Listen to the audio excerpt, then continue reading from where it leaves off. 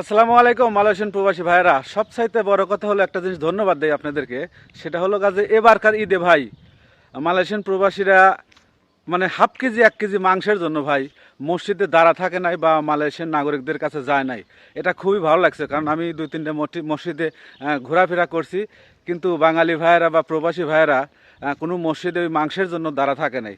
আর একটা কমেন্টেও আমি দেখছি যে এমনও কিছু মালয়েশিয়ান জায়গা আছে, অনেক মালয়েশিয়ানরা মানে মাইকিং করতেছে মাংস নেওয়ার জন্য, তারপরে আমার বাংলাদেশি ভাইয়েরা মাংসের জন্য ওইখানে জানে। আসলে এটা বাংলাদেশিদের জন্য এবারকার ঈদটা খুবই ভালো, কারণ আমরা যারা কন্টেন্ট ক্রিয়েটার আছি আগে থেকে সবাই সতর্ক করতেছি যে 5-6 লক্ষ টাকা দিয়ে যদি মালয়েশিয়া আসা যায়, তো আমরা কি হাফ কেজি 1 কেজি মাংস কিনে খাইতে পারবো না?